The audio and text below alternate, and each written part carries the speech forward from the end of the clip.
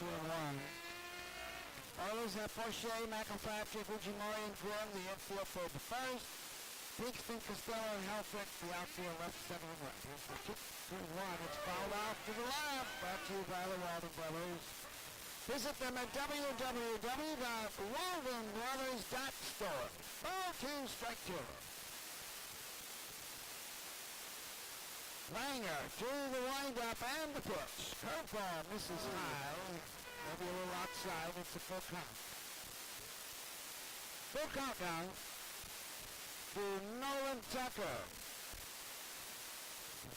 Here's the pitch. Swing and a miss with high heat, and he'll get him with a backhanded pitch.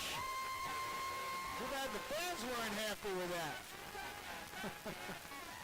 Yeah, that was a really great breaking ball from Evan Langer.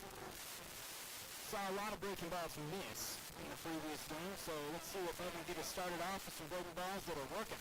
Gotta play 5 to make it an official game. Next batter is Cooper Vest, playing first base, number 17. Here's the first pitch to him. Curve did not make it complete it around the corner, and it's the ball line outside.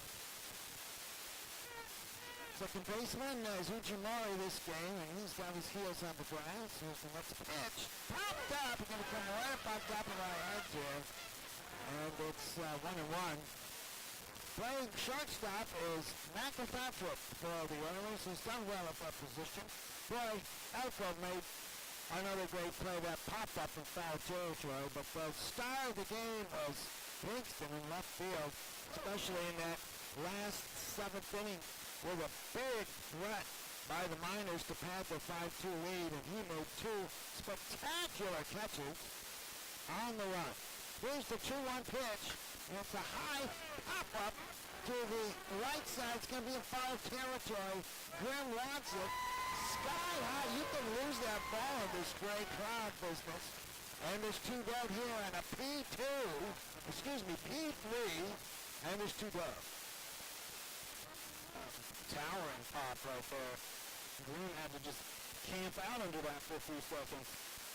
Alex Vergara, the left fielder in this second game. I think he was in center, I'm not sure.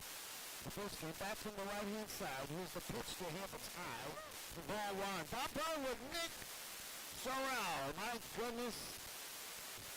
After a rain out, a day off, I'm willing to grind through this game. Here's the next pitch. He calls it strike. Inside corner at the knees, 1-1. Home plate umpire Dale Rowland is he's been pretty consistent with those breaking balls that are right at the bottom of the zone or a little below. Here's the 1-1. Can't get much of the ball when it's on your backhand. Ball 1, strike 2. Wow, 6'4" out of University of Utah. Right, that's from the crowd, so you don't tell it that easily. And he throws him out on the inside corner, nibbling the inside, missing 1, hitting 2, and a backward K and 2 whips credited for Langer here in the first inning. At the end of half an inning of play, the Miners nothing and the Oilers are now coming to bat. This is Oilers baseball and the Alaska Baseball League on the ESPN Radio Network.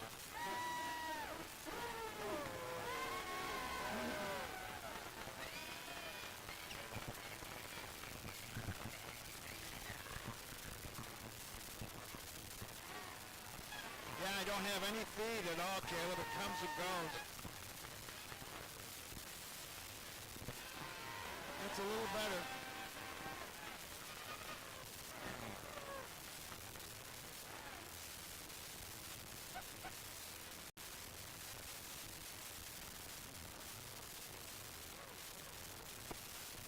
Go and look at the puddles and see how hard it's raining. You're on the balcony out there.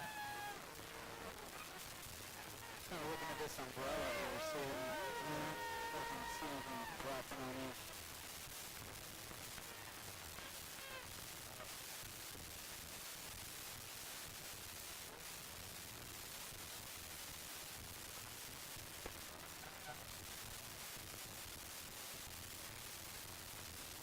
Bird and Nick Sorrell as we go to the early half of the first inning with McIlpatrick, Pinkston, and Costello batting 1, 2, and 3 for the Oilers. As the rain continues, light but steady. Should I say it's steady but light? It depends on how you want to look at it. Well, looking at the forecast here, it should start lessening as we move along here. I don't think it's going to get worse. I'm afraid my website says a different story. It says 89% chance of rain at 8 p.m. and it's now 7:27. So, but they're giving him more warm-up tosses than he's entitled to. I don't understand it.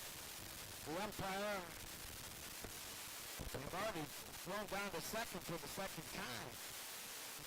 All right, here comes Owen McIlpatrick, the shortstop of this game. And they're back from the right-hand side against the left-hander, Ace Whitehead. 8 innings pitched, 4.50 ERA. And he's given up more hits than innings pitched. That's a good sign. Here's the first pitch. Swing and a miss. And strike one. When you see a pitcher's line that has that many strikeouts and that many hits, you're typically dealing with some guy that throws some serious gas. 0-2 now as an inside corner pitch as for umpire Roller will give that inside corner. Next pitch is outside and it's 1-2. McIlpatrick has gone hot and cold for the Oilers. Here's the 1-2 pitch. Bounces in. And it's 2-2.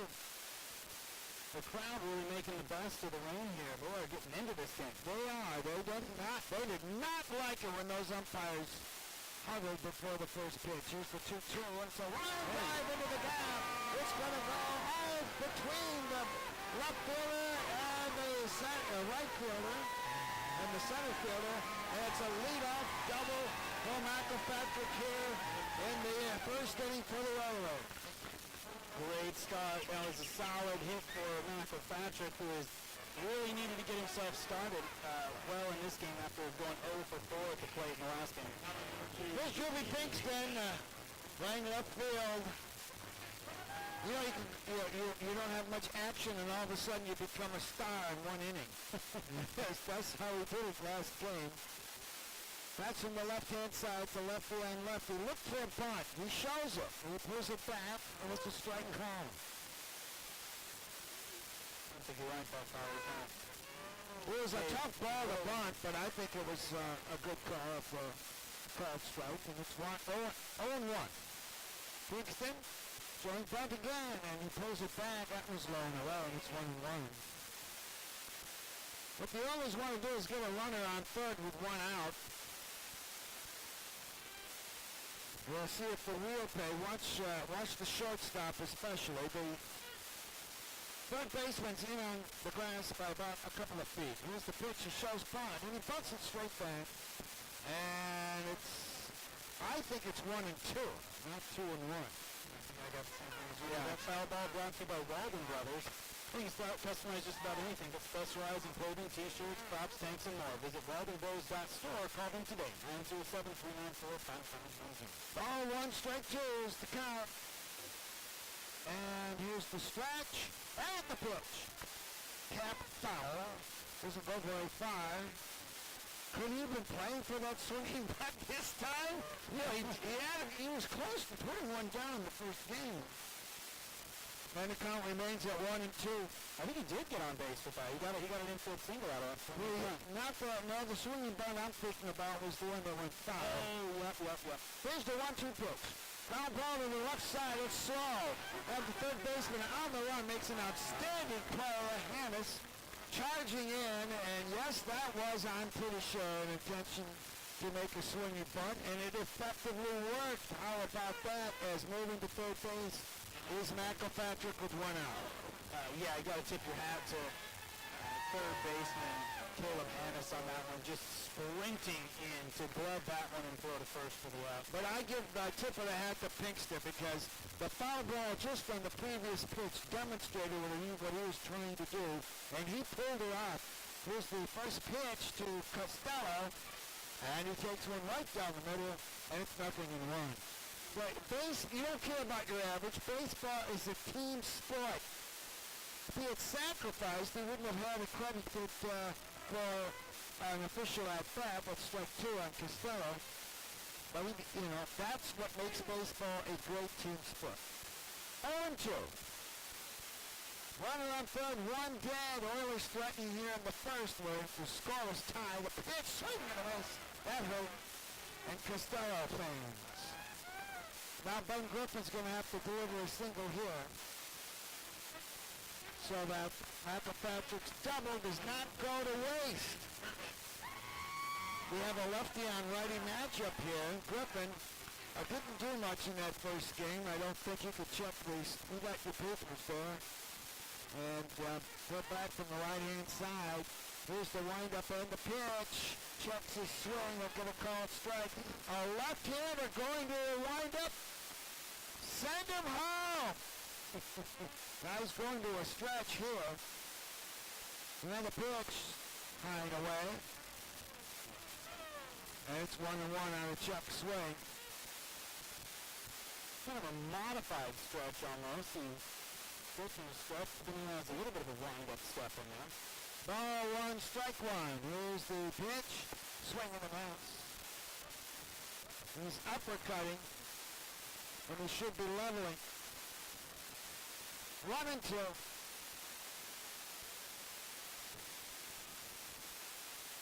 Ball one, strike two. Here's the pitch to Griffin.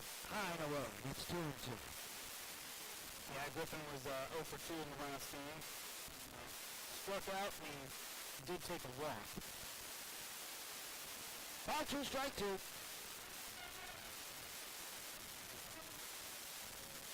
Here's the windup and the pitch by Whitehead, and it's fouled off to the right. Have a play. Brought to you by the Walden Brothers. Call them at 394-5510. You hate to spoil a leadoff double like this, so. Ball two, strike two. Here's the windup and the pitch. That's going to retire to the side. No runs, one hit. A wasted opening double by McElpatrick. 2 strikeouts and 1 man left. At the end of 1 complete inning of play, the Oilers nothing and the Miners nothing. This is Oilers baseball on the ESPN Radio Network.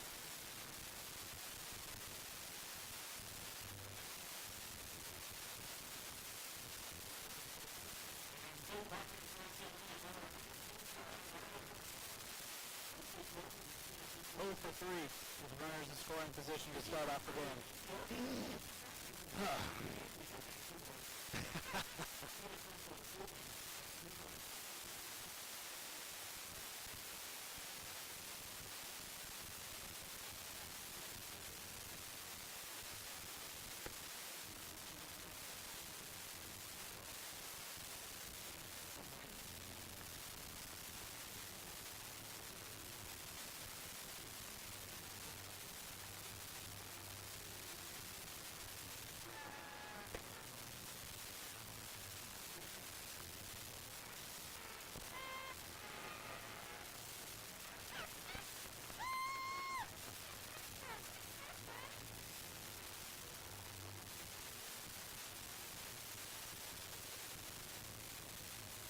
Bird with Nick Sorrell as we go to the Miners half of the second inning. There's no score between the two teams.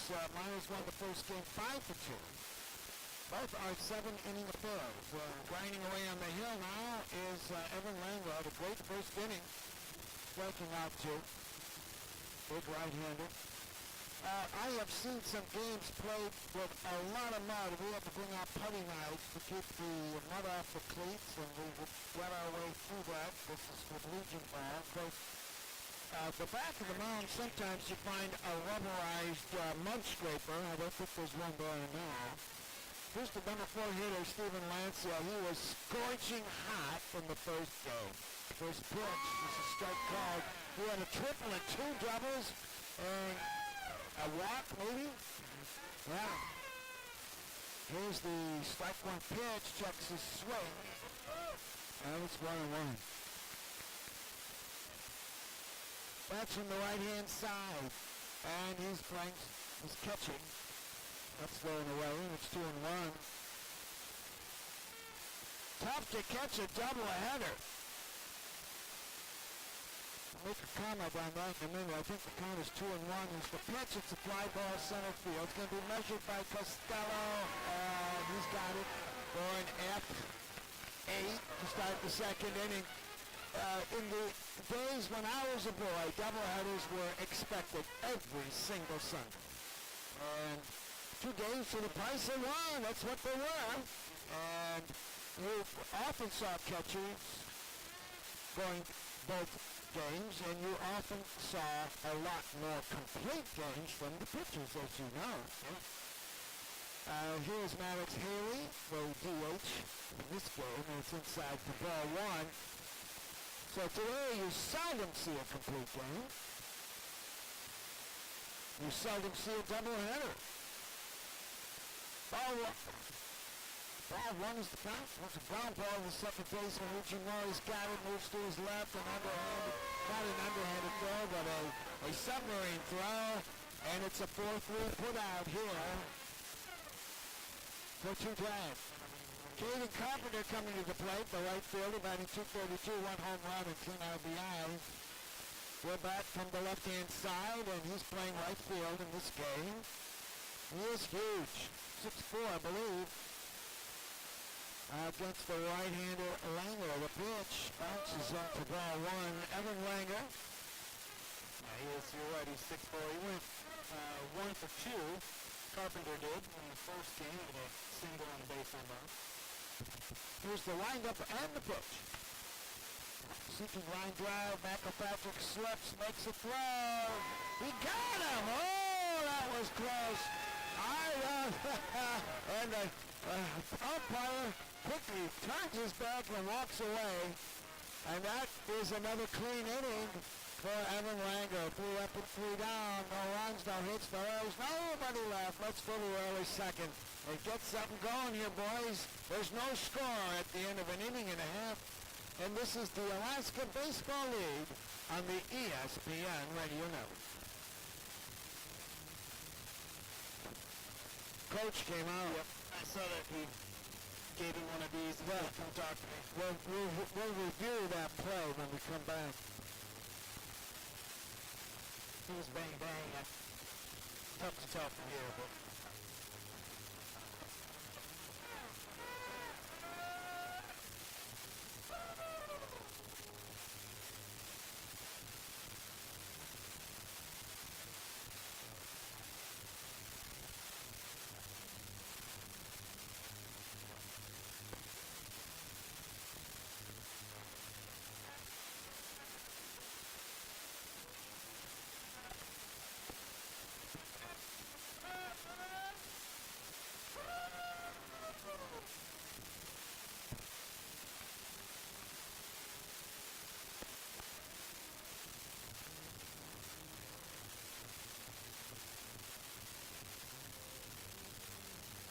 Bird and Nick Costello back here in a dripping rain as we move to the Oilers' second. Let's review that play. A sinking line drive which McElpatrick took on 1 bounce, and he was on the grass, deep and short, and he slipped a little, Nick. yeah. And I was afraid he was going to hit the wild throw.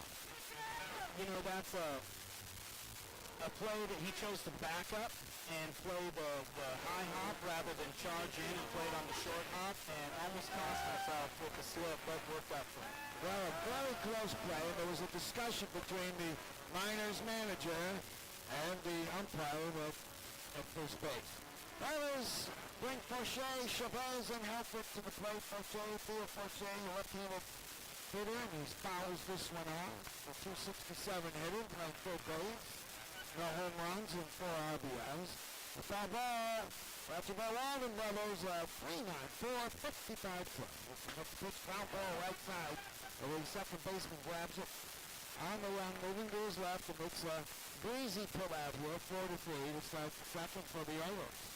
That ground ball looked to me like you got a lot of help from the wet infield. As soon as that hit the grass, it lost about 75% of its juice and turned into a real easy play for Tucker over there at second. Here's Josiah Chavez now. My experience with Chavez is that he works a count full, often.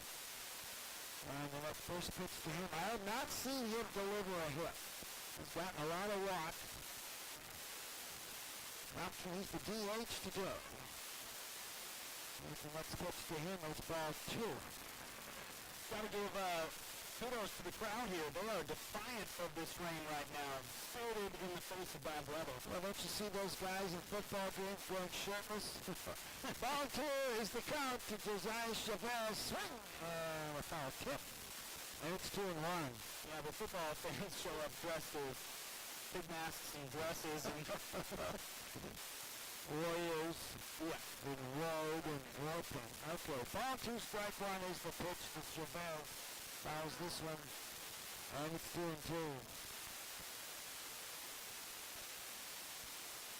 To play him straight up, infield and outfield. Here's the 2-2 pitch. Off-speed pitch, it's high, comes out of the glove of the catcher. There you go. That's the bump. There it is. Here's the full count pitch. Round ball to the right side. It's going to be a plate of peaches and cream for the first baseman. Vest gets that on 2 hops and walks it over to the bag. And there's 2 down. Plate of peaches and cream. That's a new one for me. I've heard that called a can of corn. Well, to me, it's peaches and cream, man. All right. Here's Owen Helfrich, and he can get hot. Let's see what he does. First pitch to him, swing on the miss. A little bit behind it, in my opinion. And going right to work is the pitcher, and he's again grinding away here. There's a windmill, and it's 0-2, and he's behind that pitch as well. And watch what Whitehead does here. Good morning, good afternoon, and good night as he is called out on 3 pitches to retire the side. In the inning, 3 up and 3 down. No runs, no hits, no errors. Nobody left to go to the 3rd inning. There's no score between the Miners and the Oilers in the 2nd game of the doubleheader. This is Oilers baseball on the ESPN Radio Network.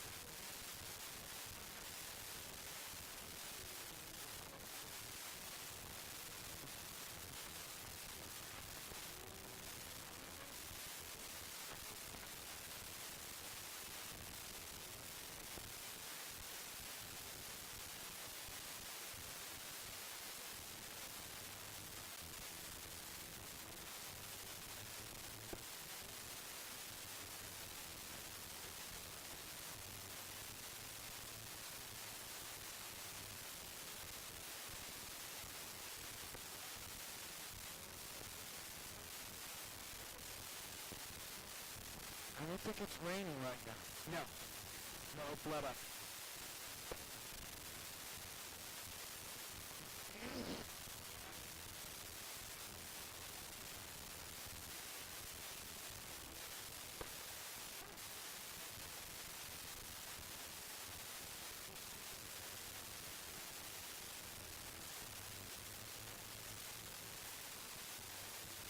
Bob Bird and Nick Costello as we go into the top of the 3rd. There's no score. The Miners, no runs, no hits, no errors, nobody left. The Oilers, no runs, 1 hit, no errors, and 1 man left. Well, the 7, 8, and 9 batters come to the plate for the Miners. Barreras, Tamerlans, Hannitz. Look out for Barreras. 2 home runs, 14 RBIs. First pitch to him is a strike on the outside corner. Righty on lefty matchup as Evan Langer has done well here in the first 2 innings. A right-hander delivers outside 1-1. Langer not wasting any time, going right after his hitters every single one of them. Well, I could say the same thing for Whitehead, too. Yeah. There's the windup on the 1-1. Oh, man, that was That was a lollipop. Whitehead doing 1 it and 2. fast. Langer doing it with off speed. Here's the windup and the pitch. Bounces up, and it's 2 and 2.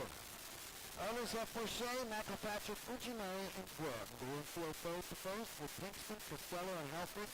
The outfield left, center, and right. Costello's quite shallow, shaded to the left field, the center field position. And Helfrich gives a lot of room in right field along the line. High and away. And I believe it's a full count.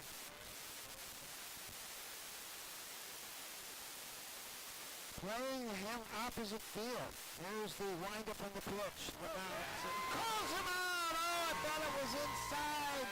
So did Barreras. And as we have noted, this umpire, Roland, calls the inside. He's given that info corner a lot. Surprised by the defensive alignment in the outfield. That's a lot of room in that right center alleyway, considering what we saw in the last game. Tomlin is the second batter playing center field. Batting 119 with 5 RBIs. That's from the left-hand side. I don't like the huge gap between right field and the right field line. It's the pitch. Fouled. I don't know if I hit the catcher or the umpire, but I hit somebody. It's 1-1. Foul ball brought to you by Weldon Brothers. Specialized clothing, t-shirts, crowd prints, and more. Visit weldonbros.store or call them at 907-394-5500. Langer with the 1-1 pitch. Swing for the rings. Really mixing it up with his fastball and his curveball, keeping these Miners hitters off balance. Ball 1, strike 2. Here's the pitch. He's out of there. Good morning, good afternoon, and good night. 2 backward Ks here in the 3rd inning. Yeah. We'll see how the Miners respond. We got the 9-hitter here, but how they respond when they come back through the lineup after getting a look at that curveball, but it's working right now. Dennis, I believe, had at least an RBI in the last game as a ground ball foul down the third base line. Dennis is playing third base. That's from the right side. Hitting 179 with 7 RBIs, however. Righty on righty matchup. Pitch right on the outside. Holy cow. Langer is painting corners here. 0-2. Here's the windup on the pitch. Oh, that hit him. Wow. That was a curveball that he would like to have back. Hit by a pitch, and they got a base run and a dangerous hitter up right now. Yeah, that was pretty unfortunate. You know, it was close, and so, I mean, I'm not going to say that this was an accident that happened, but a lot of times you'll see those guys twisting away from that inside curveball and sticking that elbow out there. You see him come up with that elbow guard. You can watch for that. Well, the Oilers have a guy by the name of David Newby who has the Oiler record. Here's the first pitch. Shows back, that's crazy. Not with 2 outs. Newby would do exactly that, and he holds the Oiler record for 28 hit by pitch for a career with the Oilers, but I didn't see that in this case. But I wasn't looking for it. It's ball 1 to Nolan Tucker. The pitch, that doesn't make it. It's high. It's ball 2.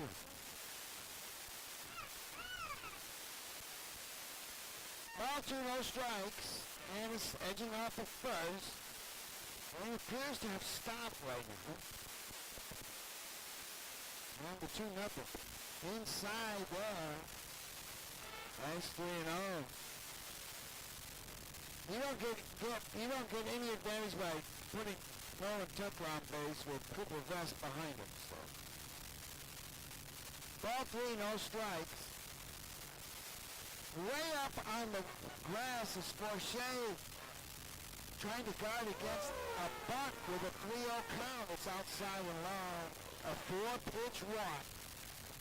So, Langer breezing through his first 8 batters has hit one and walked another on 4 pitches. And here comes Cooper Vest, who popped out in the first inning. But in 2:36 with 8 RBIs, plays first base today. That's from the left-hand side. There's 2 outs in the top of the third. And the Miners with a 2-out threat right now. Runners on first and second. Here's the pitch. And he can't not buy a strike now. That one's rolling away. It's almost as if hit by a pitch kind of messed him up. You know, conventional wisdom says you get runners on base behind you, slow it down, keep the runners off balance. I tell Langer, just keep going. Work quick. That's what have these hitters off balance to start with. Keep it going. Fly ball, center field. Should be easy for Costello. He's moving to his right, and he's got it. And the Oilers will duck one here.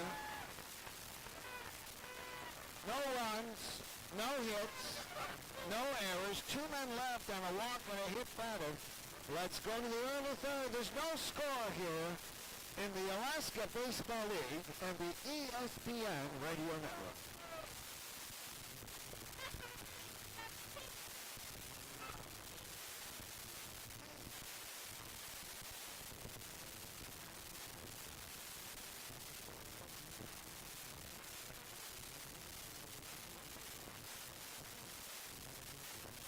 Umbrellas are still out there. They are, but I don't see any rain still coming down.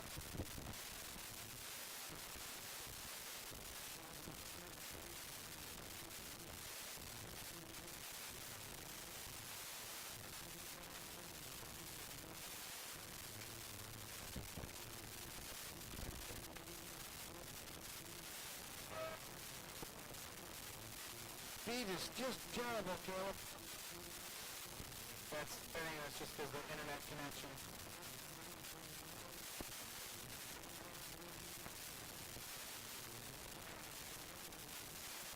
Right.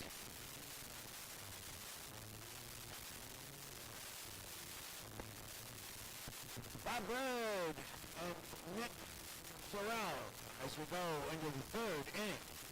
There's no score.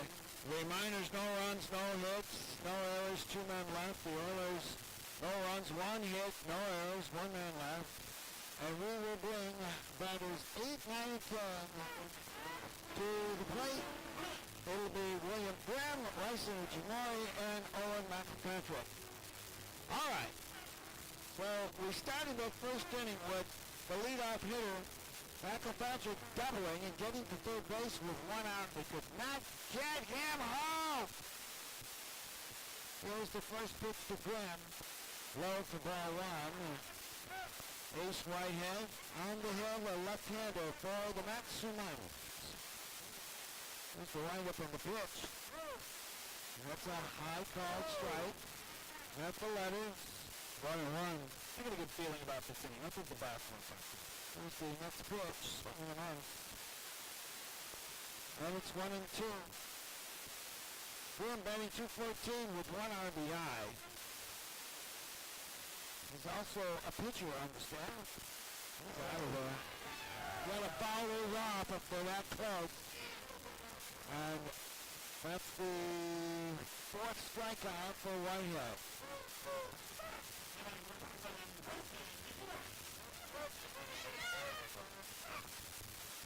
Ryson Ujimori coming to the plate, playing second base, of 167 hitter with 3 RBIs.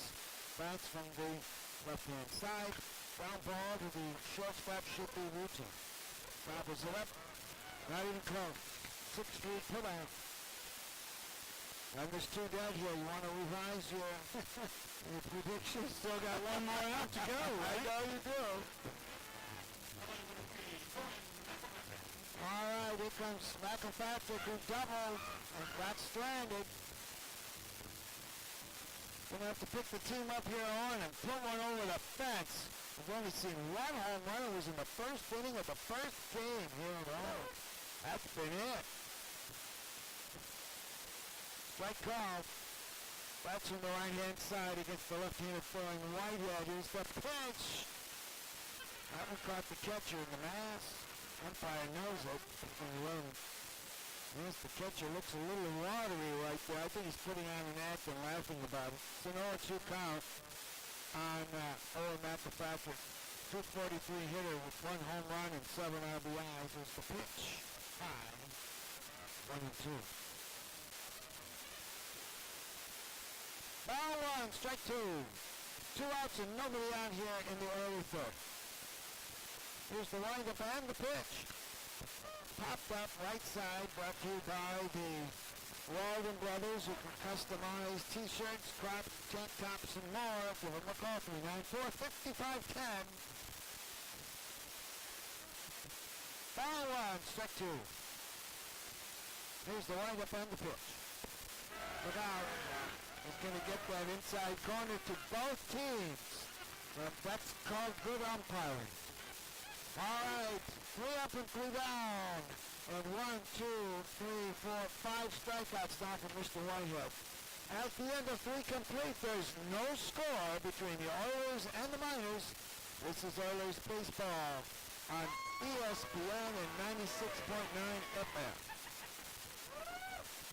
Need your water? I'll bring it back about it. I'll take one to bring up. Yeah.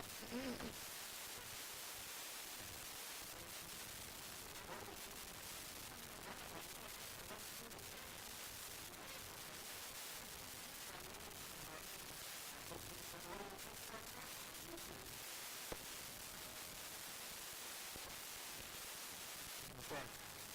You gonna talk me in here? I'll get to you right away. I gotta run.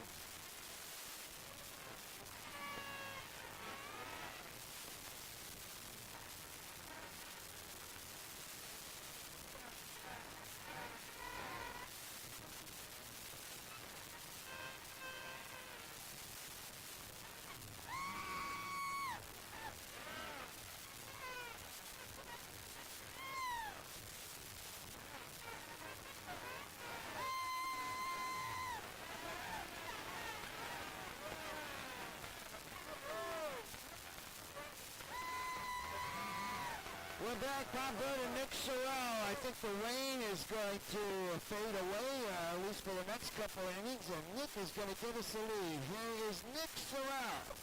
Yeah, thanks, Bob. Back here with Oilers baseball. The score is 0-0. We remain scoreless after 3 innings. Both pitchers for the Miners and the Oilers dominant on the mound thus far. Ace Whitehead, the pitcher for the Miners, doing it with a fastball. And Evan Langer, Oilers moundsman, doing it with the off-speed. Starting us off here in the top of the 4th inning for the Miners is going to be Steven Lancia, the catcher, who torched us in the first game, and he's going to ground one right up the middle and pick up where he left off last game. And that's going to be the first hit of the game for the Miners. So Langer going right back to the breaking ball to start off out of bat, and Lancia showing himself to be a student of the game, waiting on it, and sends that one straight back. Good piece of hitting. So there's one on here to lead off the top of the 4th inning for the Miners. Tied with the Oilers at 0, and that's going to bring up, oh, I'm sorry, that was Alex Vergara. I was looking at the wrong line on my stat sheet. Alex Vergara got that single, and now we've got Steven Lancia at the dish, who flew out to center field in his first event.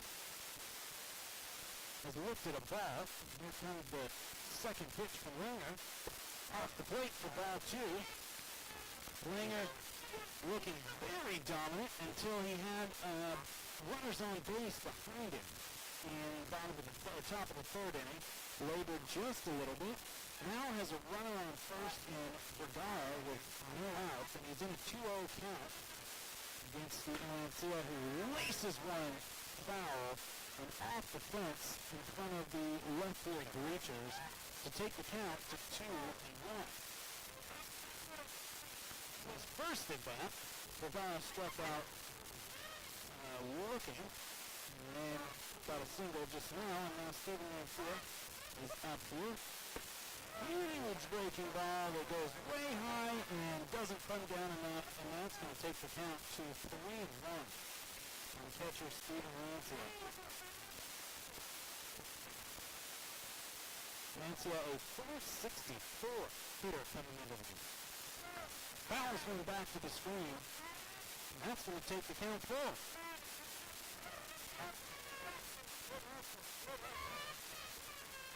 Evan Langer, having come into this game, only pitched 1 inning so far this summer for the Oilers. Quickly got through 8 batters before hitting Caleb Hannes in the bottom of the third. Now has himself a full count against the number 4 hitter, Steven Rancia, for the Miners. Runner getting his lead on first. Here's the pitch. Lined into left field. That's going to be extra bases if it's fair. It stays fair. Vergara is going to come around. He's going to stop at third. Wait, let's see what we're saying here. Home plate umpire Dale Rowland apparently calls that ball foul. I will take that all day long.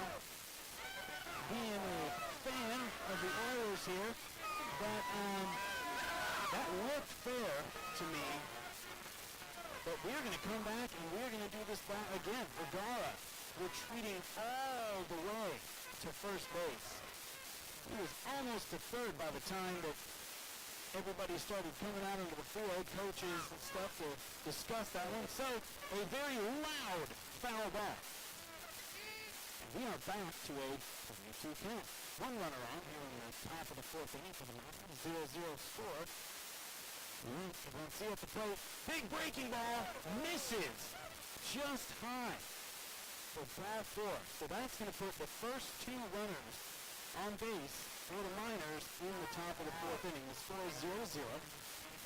Runners on second and third for the number 5 hitter, DH number 23, Maddox Haley. Grounded out weakly to second base in his first at bat. Langer looking for a double play. Pitch hits a bunt into the third base territory. Forshea bobbles it, and everybody is safe. And that is not what you wanted if you're an Oilers fan right now. Absolutely just frustrating. I think we're dealing with probably a wet baseball.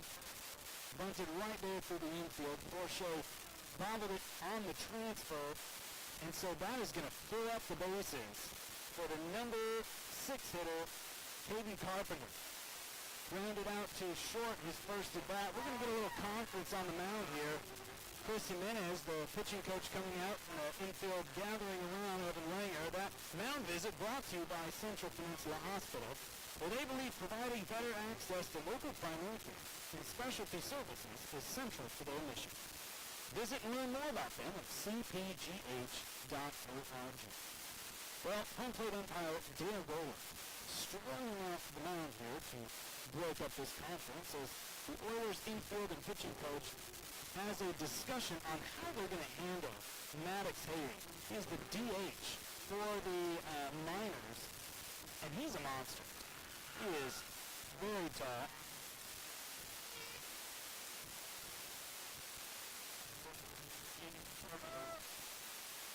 I'm sorry, Katie Carpenter.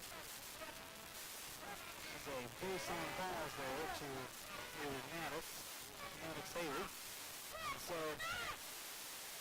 bases loaded for the Miners with no outs in the top of the third inning in a scoreless game.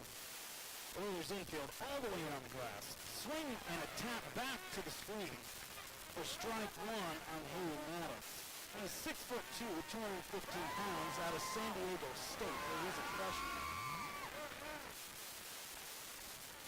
Outfield, normal depth, maybe a little bit shallow. Langer gets the sign on the 0-1 count. Fields, and it's misses high. It's going to even the count at 1-1.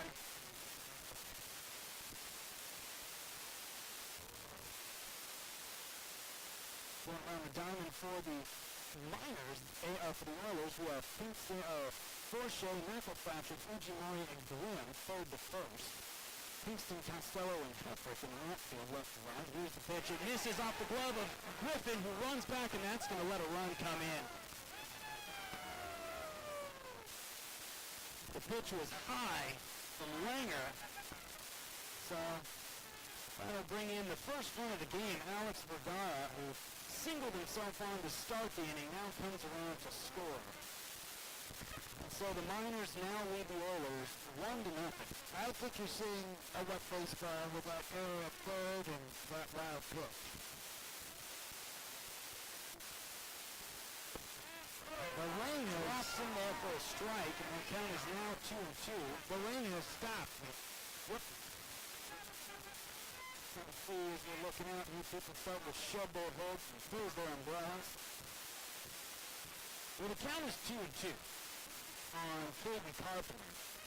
The runners are at second and third for the Miners, who have seen one run come across. There are still no outs in the top of the fourth inning. Langer's pitch popped into foul territory. It's going to get out of play into the beer garden, but it's close. Nope, just over the beer garden.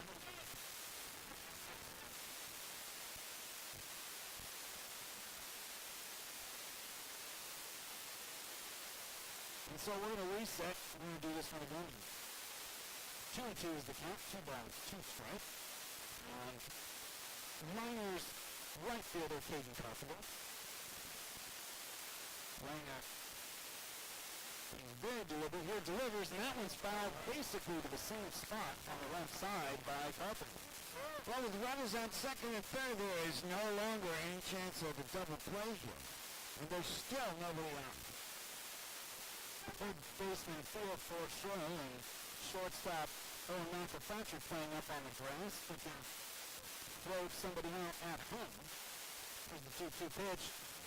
It's low for ball 3, and so that's going to fill up the count. That is the third full count now in the inning for Evan Langer. We've seen this before with Oilers pitchers. Dominance for a period and then laboring. There's a right-hander grinding away in the bullpen right now. Here's the payoff pitch from Langer. It's fouled back to the screen by Carpenter. And so we're going to do it again.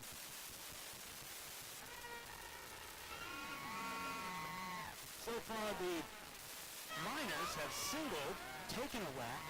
A man has reached on an error, and a run has come across on a, I don't know, would you throw that a pass ball? No, wild pitch. Call that a wild pitch. Okay. We'll call it a wild pitch. It's going to go down as a long run. Payoff pitch coming. Fouled away again. Aiden Gonzalez is warming up in the Oiler bullpen.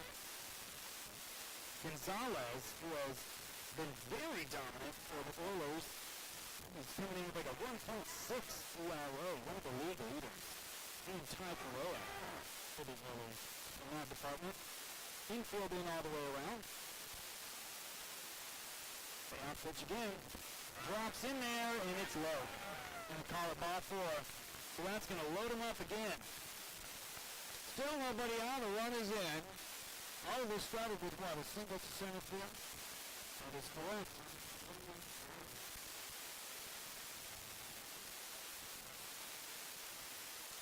Evan Langer's breaking ball was had the Miners coming out of their chutes. Well, the second time through the lineup, you know what that means. Whoop, we've seen it once.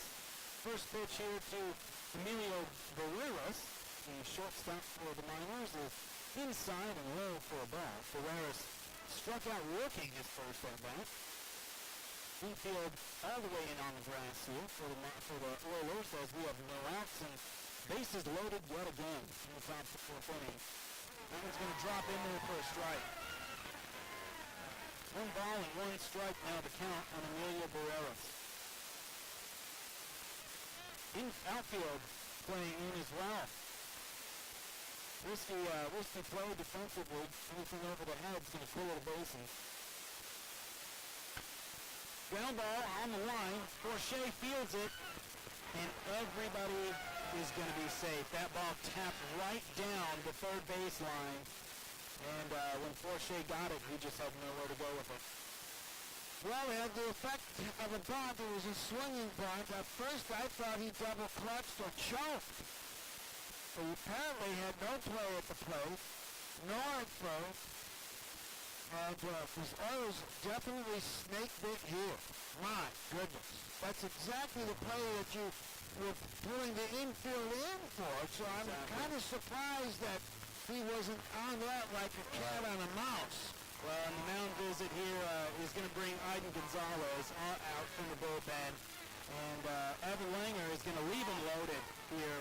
2 runs across the plate in the top of the 4th inning for the Miners. They lead the Oilers 2-0. Yep, we're going to send it back to the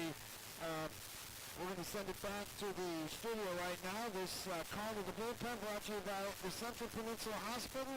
They believe in providing better access to local primary care and specialty services. It's central to their mission.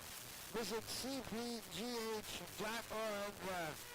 As coming to the plate right now is number 7, Aiden Gonzalez, and we'll get a line here on Mr. Langer. So this is Oilers Baseball on ESPN.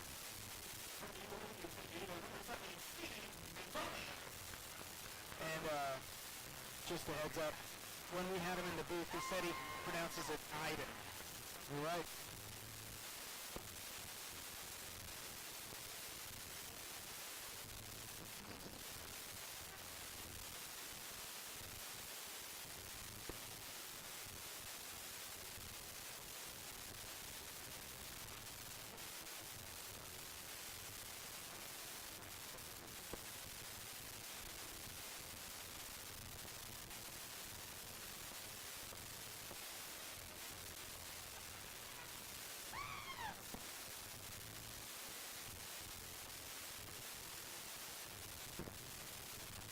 Hey, Caleb. They're telling us that they're not hearing our audio come through on YouTube. I don't know if you would know anything about that. I got it. It's on this end. Oh, we got it. We figured it out. I got it. We're back here with Oilers baseball.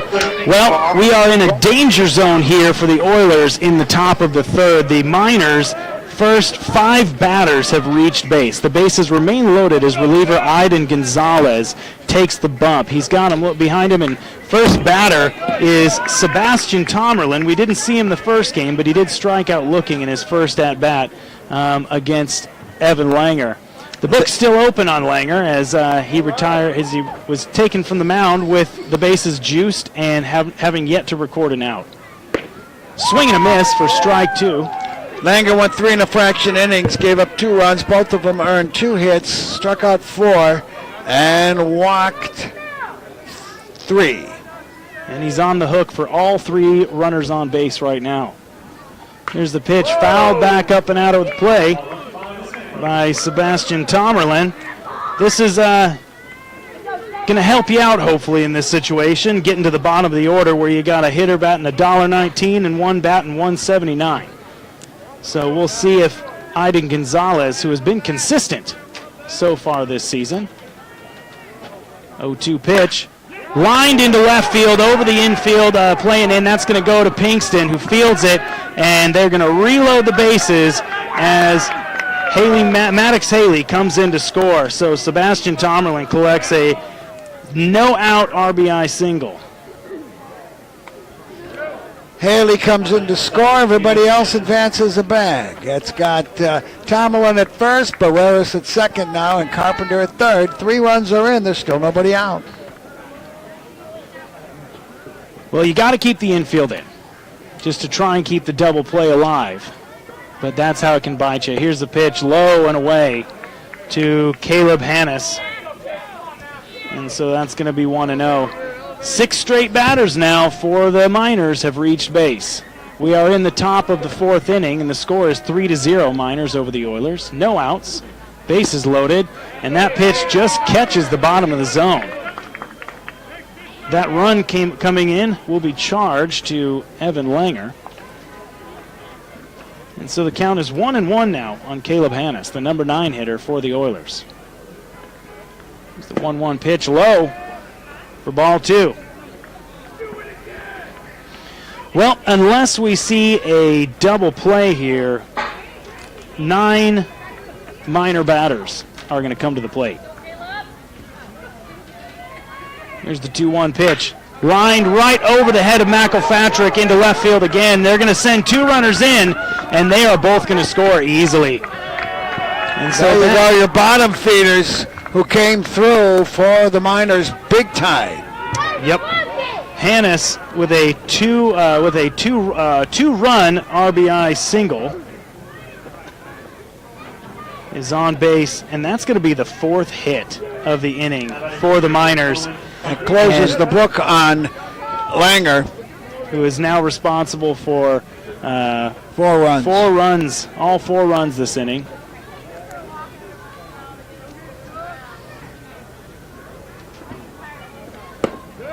Two-one pitch to, oh no, they didn't reset the scoreboard. So that is now going to bring up Nolan Tucker. Top of the 4th inning here, the Miners exploding. 5 4 runs in. runs. 5 runs in. And Tucker's in a 0-1 count, and he lines one to center. Costello runs in, snags it, and throws to second, and they're going to double Tomerlin off second base. Oh, I was hoping for the triple up there, but the first baseman scampered back as that line fly to center field gets 2 quick outs here for the Oilers. Yeah, the Oilers desperately needing some outs right there, and they get 2, so that's going to clear second base, and they're going to get 2 outs with that, and that'll bring up Cooper Vest, the first baseman for the Miners. 8-6 on the double play. Here's the 0-0 pitch to Vest, and that'll go inside for a ball. Vest popped out in the first inning and flew out to the center fielder in the 3rd. Aiden Gonzalez set, deals, swing and a miss. Pitch goes underneath Griffin's legs. He is nowhere near the ball, but is able to get to it before Caleb Hannes can get to 3rd. Hannes advances to 2nd. The umpire was in the way, but he didn't know where the ball was either. And it's the responsibility of the pitcher to call out the location of the ball for the catcher. Of course, there's a lot of people yelling at the same time. Fortunately, he did not go beyond second base. That is a pass ball. Count is 1-1 on Cooper Vest. 2 outs now in the top of the 4th inning. Strike 2 called as Aiden Gonzalez's curveball drops in there. 2 outs, 1 runner on. That would be the 9-hitter, Caleb Hannes. He's at second base. The Miners have pushed 5 runs across here, and they lead 5-0. Here's the 1-2 pitch, and it's going to be in the dirt. Griffin able to keep it in front of him and prevent the runner from moving to 3rd base. But that's going to drive the count to 2-2. 2 balls, 2 strikes, 2 outs. Runner on 3rd or 2nd. Number 2 hitter, Cooper Vest at the plate, lines it right back up the middle, and that's going to bring in another run. The throw comes into the plate, but it is going to be late. That skinned the ear of Gonzalez and went into center field. I'm very glad he was not injured. And a 6th run comes across, and an RBI for Vest, and the Miners have batted around. We are going to come back now to where we started. Alex Vergara, who got this whole disaster started off with a grounder right back up the middle off Evan Langer. So Cooper Vest will be the runner at first.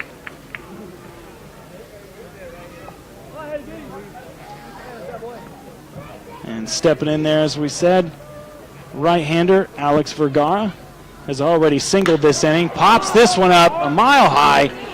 Ryson Ujimori is going to get underneath it, and the inning finally ends after the Miners bring 6 runs across on 1, 2, 3, 4, 5 hits, 1 base on balls, an error, and they leave 1 man on. So the score after 3.5 is Miners 6, Oilers 0. You are listening to Peninsula Oilers Baseball on ESPN 1140 AM, 96.9 FM, and RadioKenai.com. Upgrade your vehicle. Well, I can't leave the office for 5 minutes and the wheels come off. Right now. Gensel would just be all over me. Rockford Fosgate, JBL, and JL. Or they leave 2 on base or 1? Yeah, how many did they leave? There's nobody left. They left a runner on first. All right. To build the perfect for your specific needs. It's the Super Summer Sale at Safe and Save, conveniently located across from Bemis on the Spur Highway in Soldotna. If you're in the market for excavation and landscaping services, call Earthscapes LLC. Earthscapes offers high-quality service at a price you can afford. They specialize in tree removal, Yeah, it's general almost like excavation, our neutral opponents just soil yawned. systems, We'll get you. and We'll get a big hardscaping. inning on you. Earthscapes serves the Kenai, Soldotna, Nikiski, and Yeah, Sterling no areas hitter and are going. licensed on Oh, yeah. insured. Call Earthscapes LLC for your excavation and landscaping needs. For your free quote, call 907-398-7624 for high-quality service at an affordable rate. Earthscapes LLC. Welcome back to Oilers baseball as we head to the bottom half of the 4th inning. Had to think for a minute, are we still in the 4th inning or have we gotten through some more here? Because the top of this inning was, it was brutal. It was brutal. The Miners pushed 6 runs across on 5 hits and 1 error by the Oilers. The bases were loaded pretty much the entire inning until we did get a fortunate double play. Doubling a runner off who was advancing from second. But to start us off here is going to be Drewby Pinkston. He takes the ball high. Drewby grounded out to third base his first time up. And that was following a leadoff double by Owen McElpatrick. We're going to work very quickly here, and the next pitch also comes in high, and so the count is 2-0 on Drewby Pinkston. Well, the Oilers quickly in need of a miracle here as that ball misses. Oh, nope, it's going to catch the zone, says home plate umpire Dale Rowland. Count is 1 ball and 2 strikes on Drewby Pinkston. We are in the bottom of the 4th inning. Drewby fouls that one up and over the screen. That foul ball brought to you by the Walden Brothers. They can customize just about anything, but specialize in clothing, T-shirts, crops, tanks, and more. Call them today at 907-394-5510. Ace Whitehead, the pitcher on the mound for the Miners, misses outside to even the count up at 2. Well, in order to get some runs, we're going to have to get a man on base. Drewby Pinkston taps one to the shortstop, who gathers and flicks over to first for the out. And we're not going to get a runner on with weak grounders like that. So let's hope we can do a little more damage with the bats here as Nick Costello comes up to plate, boasting a high average to start the game. Struck out swinging 3 pitches the first time he came up. But let's see if that aggression can pay off here and he can drive something into the outfield and get us off on some, hopefully some runners on base and some runs across the plate. Here's the first pitch to Costello. It's going to miss outside for ball 1.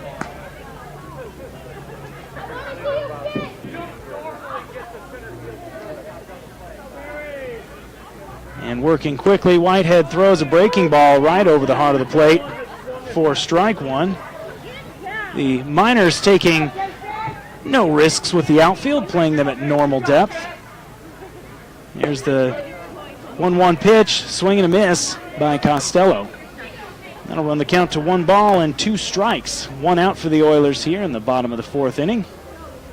Whitehead set and waiting for Costello to come back in the box, and that's a swing and a miss. 2 strikeouts swinging now for Costello. Whitehead looking dominant on the mound. His fastball is way ahead of the Oilers today. Number 15, Ben Griffin. Coming up for the Oilers, who have 2 outs in the bottom of the 4th inning and trail the Matsu Miners 6-0, is Ben Griffin. Catching today. Looks at a ball on the inside. It's possible we'll have a doubleheader tomorrow as well, if the weather permits. I'll be reading the forecast in a minute.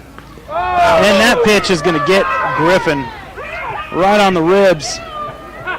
And he is going to saunter down to first base. Forecast for tomorrow is for a full quarter-inch of rain and a 60% chance of rain. And the next day is even worse. So we'll see.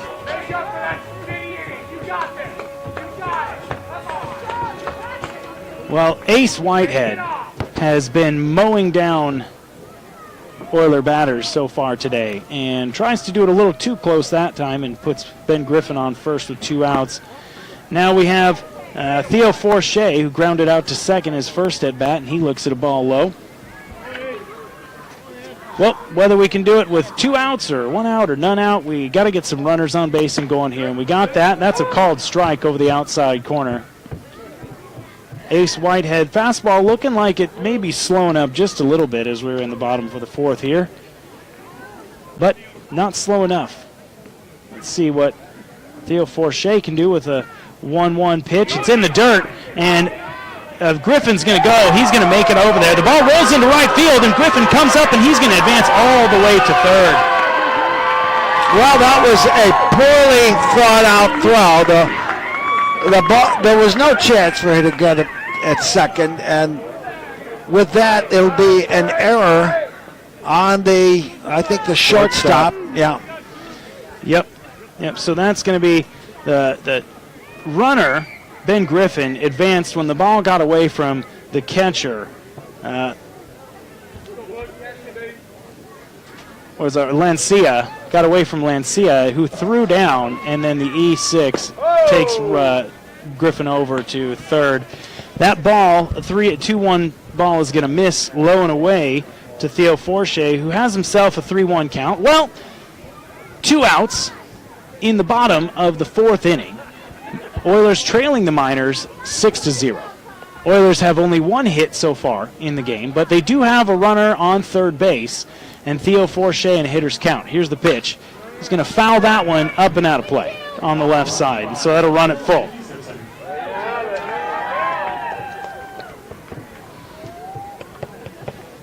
Oilers hoping to get 1 run in here to start things off for them. Here's the payoff pitch. Fouled up again and out of play to the left side. This one a little higher and a little farther down the left field side. The infield dirt is a nice dark brown because it's pretty wet from some rain earlier and some work before the first game of this doubleheader. Payoff pitch is outside, and Forche is going to earn himself a 2-out walk. That's going to put runners at the corners for Josiah Chavez, the DH. Well, maybe the Oilers can get a little something going here.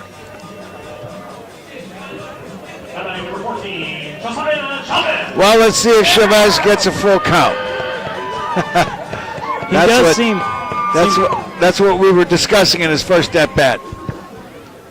So anytime a batter sees at least 5 pitches, they call that an advanced sabermetrics, a quality at bat. He gets a lot of those. First pitch to Chavez misses outside for ball 1. Lefty on lefty matchup.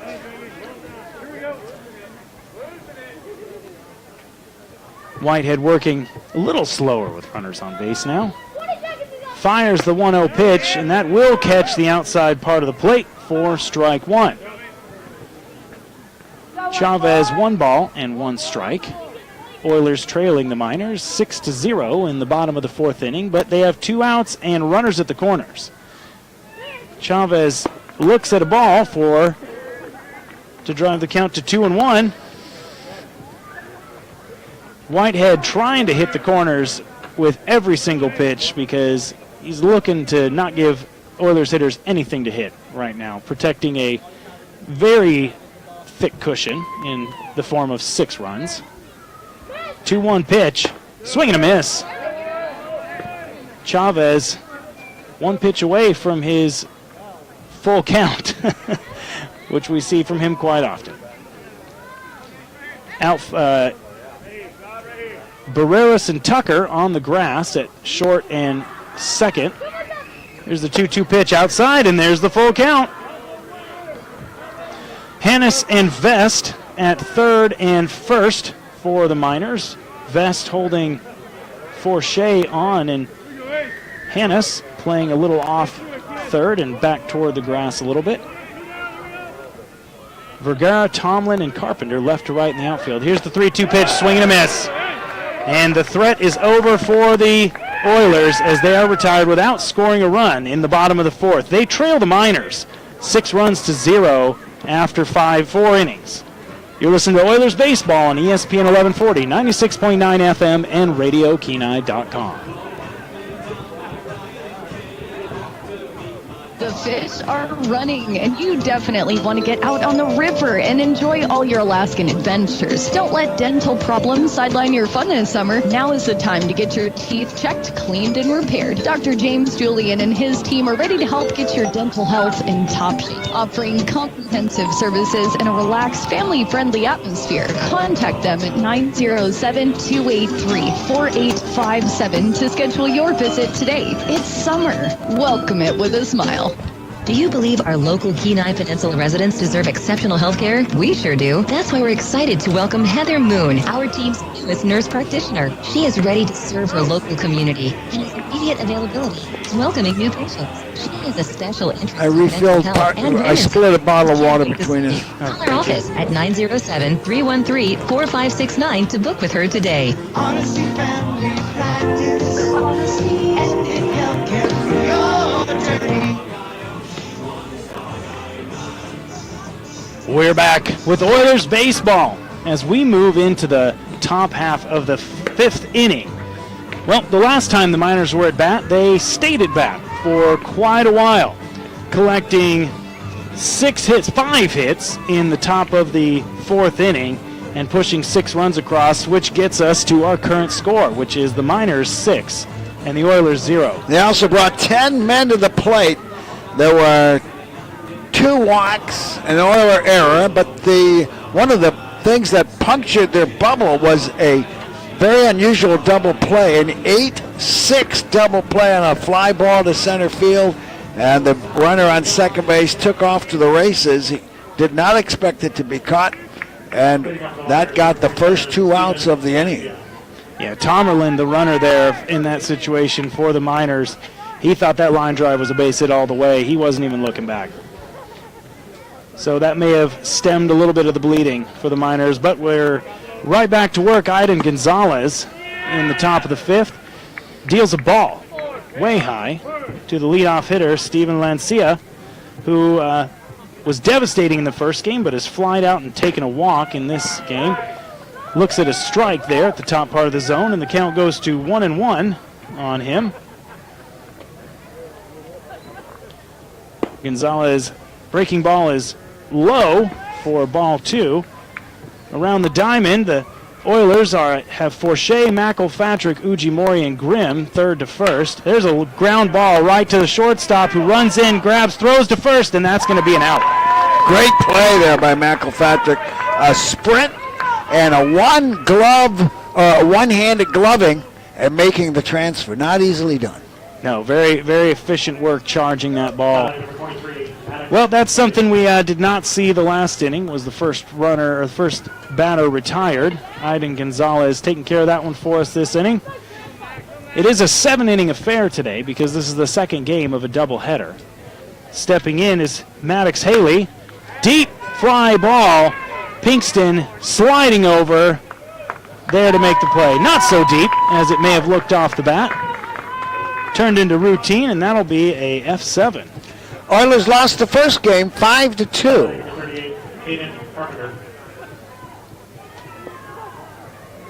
Well, 2 up, 2 down for the Miners here in the top of the 5th. If the Oilers could get control of giving up big innings, these games would be a lot closer, or at least different stories. Here's Caden Carpenter. Took a walk his last at bat and grounded out to the shortstop his first time through. Looks at a ball high. Yeah, we've seen a 4-run inning, a 4-run inning, a 6-run inning in these last few games. That ball is inside and low. Don't forget, the Oilers defeated the Miners 15-1 on their own field.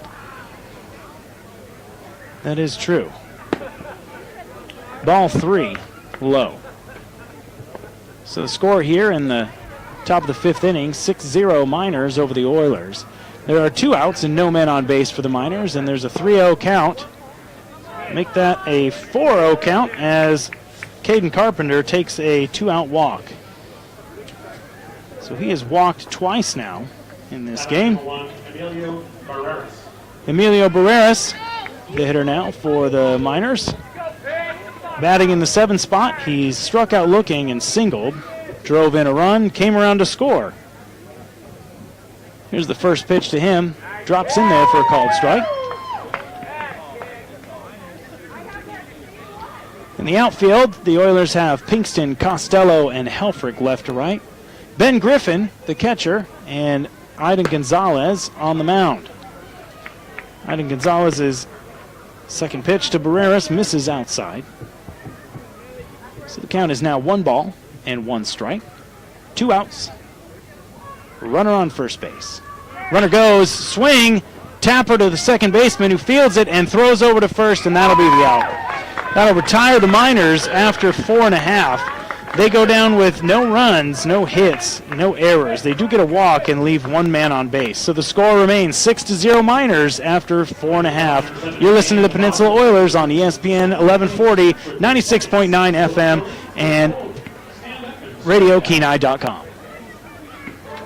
From Seward to Homer, Hot Rocks Asphalt Paving is available for your I got to make a note of that. The 7th inning stretch after 5. Call Hot Rocks Asphalt Paving at 907. I'll read it when we come back.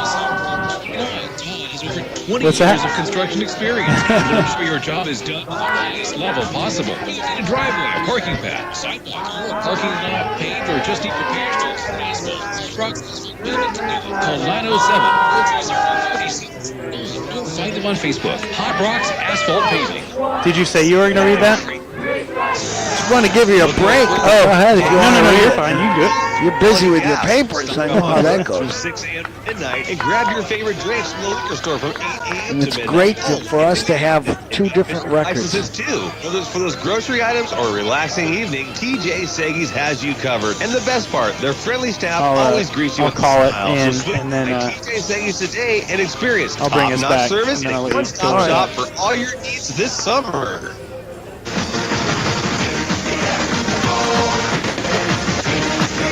Welcome back to Oilers baseball.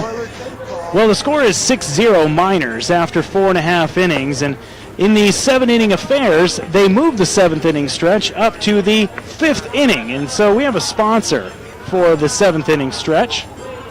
That's Coffee Express. 3 locations to choose from. 2 in Kenai on both ends of town, and 1 in Saldana, well, where else? At the Y. If you love a great cup of coffee, then you'll love Coffee Express.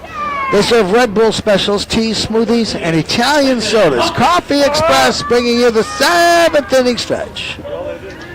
Well, now due up for the Oilers in the bottom of the 6th inning. Bottom of the 5th inning is Leighton Helfrich, Ben Grimm, and Ryson Ujimori, the 7, 8, and 9 hitters. The first pitch to Leighton Helfrich is going to drop in there for a called strike. Helfrich struck out his first at bat looking. This is a pop foul. It's playable. Right up on the fence, and the first baseman, Vest, gets over there. He makes the catch. Then drops He it. drops it, but first base umpire Aiden Sessler says he held on to it long enough to consider it an out. I agree with that call. As do I. So that'll retire 1 for the Oilers very quickly as Helfrich goes down on a P3. By the way, Vest went into the fence. I'm sure that had something to do with it. Ben Grimm, the batter for the Oilers, looks at a called strike. Working quickly, Whitehead throws a very, very ill-advised check swing by Ben Grimm. He goes around, and that'll be 2 strikes.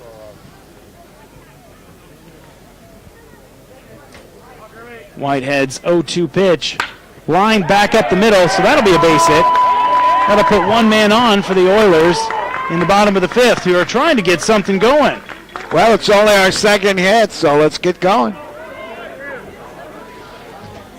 Might be that Whitehead is tiring. There we go. Getting your 7, 8, 9 hitters on base is always a good start. So that's the 8 hitter, Ben Grimm, on base. Ryson Ujimori, the second baseman, coming up. He grounded out to shortstop, his first time up. And if Ryson can get on, that'll get us back to the top of the order. There's one out in the bottom of the 6th inning. The Oilers trailing the Miners 6-0. Bottom of the 5th inning. Ryson flies this one into shallow left field. The shortstop backing up, calls off the left fielder, and makes the play. Barreras does for the second out. So a P6, and Ryson Ujimori is down on one pitch. And we are down to our last out of the bottom of the 5th inning. Owen McElpatrick, the batter now. He doubled to lead off the game, a promising start, but the next 3 batters, Pinkston, Costello, and Griffin, could not bring him across. And then he struck out looking in the 3rd. Runner on first, 2 outs in the bottom of the 5th. First pitch to McElpatrick, drops just above the strike zone for a ball. Pinkston, of course, tried to bunt him to 3rd, but he grounded out and accomplished the same purpose. Fly ball, pop fly, shallow center field. Barreras slides over to make the out. The Oilers go down with 1 hit and no runs in the bottom of the 5th. The score, 6 Miners, 0 Oilers. Listening to Oilers Baseball, ESPN 1140. 96.9 FM and RadioKenai.com. So have you heard? Heard what? About the new flooring store on Key Beach. They're called Floors Unlimited. Oh, but I did need new flooring in my... I went in yesterday. They helped me so much. So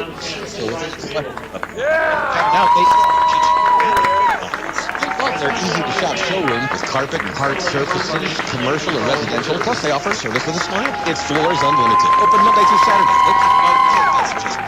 907-420-7638. Are you craving a fiesta that's tastier than a piñata full of tacos?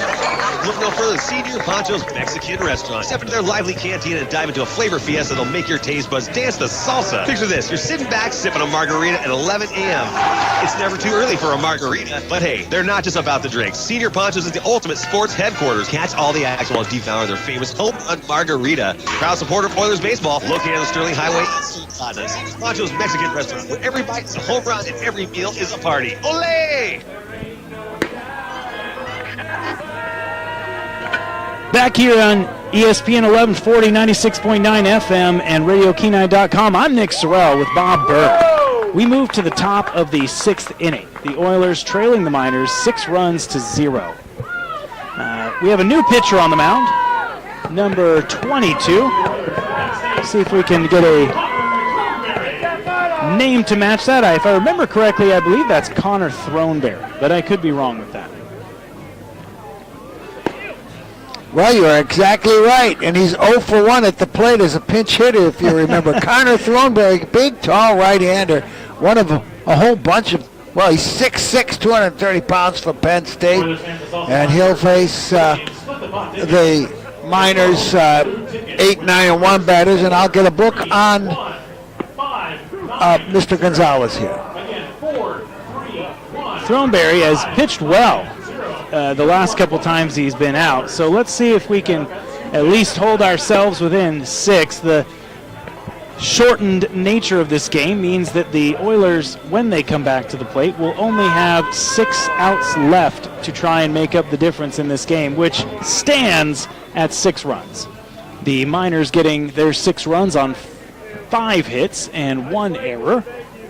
The Oilers collecting no runs on 2 hits and 1 error as well. Coming up for the Miners to lead off the top of the 6th here is going to be Sebastian Tomerlin, the center fielder. Looks at a called strike. He struck out looking and singled in a run in his last at bat. Count is 0-1 now. Throneberry's 0-1 pitch, swing and a miss. The book on Aiden Gonzalez, he went 2 innings, gave up 2 runs, they were earned, 3 hits, struck out none and walked 1. 0-2 pitch off the outside for a ball. So Sebastian Tomerlin, the number 8 hitter, was the sixth hitter to reach base in that devastating fifth inning. This one he lifts foul off to the left side. That foul ball brought to you by the Walden Brothers. They can customize just about anything, but specialize in clothing, t-shirts, crops, tanks, and more. Visit them at waldenbros.store. Connor Throneberry's 1-2 pitch. Swing and a foul back to the screen. In the outfield, the Oilers are Pinkston, Costello, and Helfrich left to right. Nobody warming up in the minor bullpen. There's a ground ball hit weakly to the first baseman, Grimm, who gathers it and steps on the bat for the first out of the inning.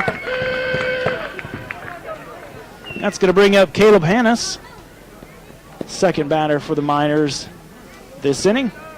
They lead the Oilers 6-0. I want to talk to you about a can of corn. I don't get that. I can't equate a can of corn to a plate of peaches and cream. I don't care how hard you want to try. I think it's easy. That's what we're getting at here. Connor Throneberry's pitch to Caleb Hannes is fouled back. Now I can understand a cream puff or a marshmallow. Okay. Well, I guess we need to figure this one out. What is easy about a can of corn? I guess the preparation is easy. You don't have to do anything to it. Here's the 0-1 pitch. I guess that you could just, I guess that. You just put it on the saucepan and warm it up. Not a whole lot to do with corn other than heat it up and eat it.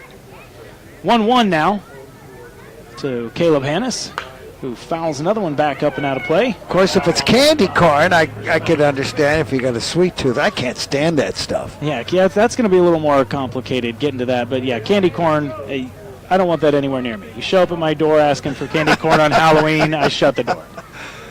1-2 to Caleb Hannes, who swings and fouls another one out of play.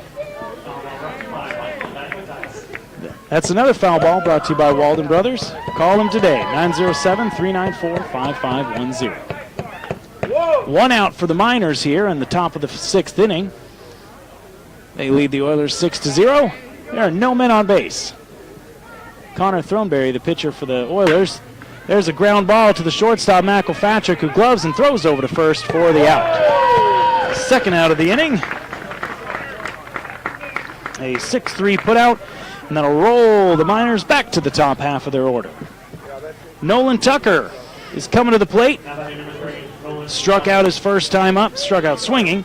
Took a base on balls in his last at bat, or in his second at bat, and lined out to center field in his third at bat. That was the first of the double play that may have saved the Oilers an even bigger hole. Throneberry's first pitch. Of course, righty on lefty matchup here as Tucker bats from the left-hand side. Go ahead, Bob. A can of lima beans would be just as easier, but nobody likes lima beans. Unfamiliar. There's a pop-up into shallow left. Pinkston coming in underneath it, gloves it. That's 3 outs, and that'll do it for the sixth inning. Miners go down in order, and they do no runs, no hits, and no errors. Nobody left on base. We're going to see you back here in the bottom of the fourth inning, or bottom of the sixth inning in 60 seconds. This is Oilers Baseball, ESPN 1140, 96.9 FM, and RadioKenai.com. Denali Family Dentistry welcomes Dr. Caitlin Steinbeck, the newest member of their team. Born and raised right here in Kenai, she brings her passion for dentistry here to the Kenai Peninsula with a dental surgery.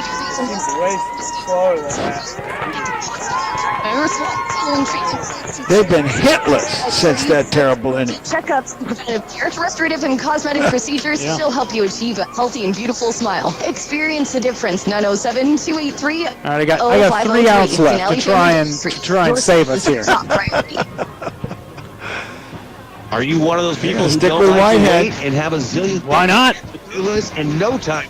DMV? No problem. AK Express is your on-the-go title, tag, and registration solution. AK Express is conveniently located on the corner of Hay Beach and West Poppy Lane next to Everybody Rides Again. They'll have you in and out in as fast as 10 minutes with next to no wait time. AK Express, your on-the-go title, tag, and registration solution. 907-260-9501. Nick Sorrell here with Oilers Baseball. I'm back with Bob Bird. as we head into the bottom of the 6th inning. The Oilers trailing the Miners 6-0. Oilers getting 2 hits, and the Miners getting their 6 runs on 5 hits. We're going to get Drewby Pinkston, Nick Costello, and Ben Griffin in this bottom of the 6th. Okay, so Bob, I gave up a 6-run lead.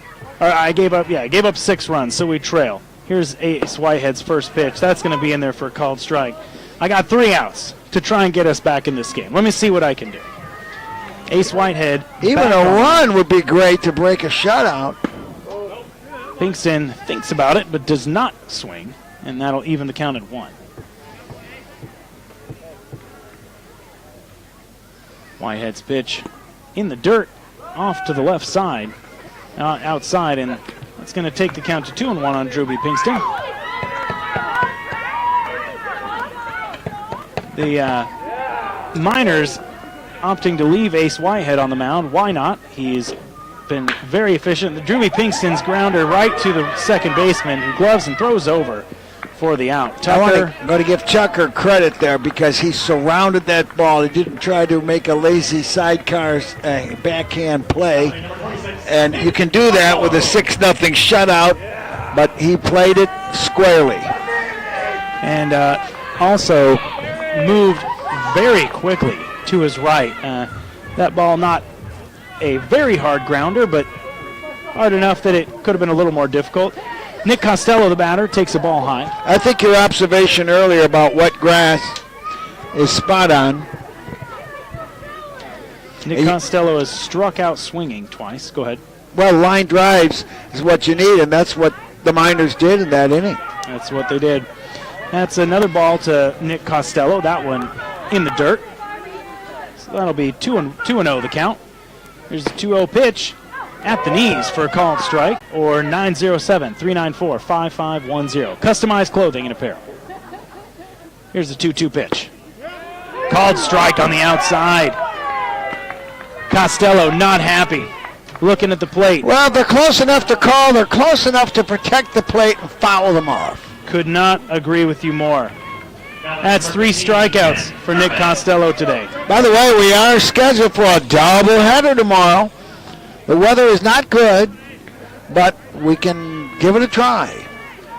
Ben Griffin, the batter for the Oilers, steps in, fouls one back up off the crossbar on the screen here. It's a guarantee the Miners are going to stay in town till Thursday.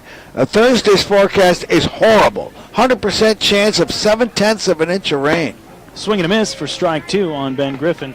So you're telling me that we'll probably get rain on Thursday? I would bet the family farm on that one. Tomorrow we might claw our way through one of them.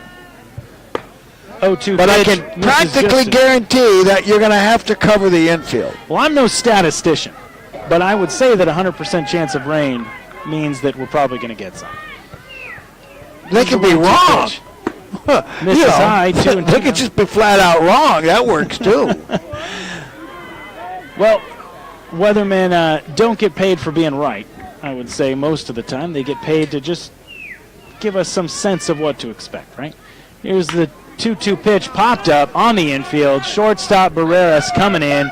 Underneath it, that's 3 up, 3 down for the Oilers in the bottom of the 6th inning. Sorry, Bob, I wasn't able to get us any of that 6-run deficit back, so that's going to do it for the Oilers after 6. They trail the Miners 6-0. You listen to Oilers Baseball on ESPN 1140 AM, 96.9 FM, and RadioKenai.com. Looking for a place in Kenai that serves breakfast all day?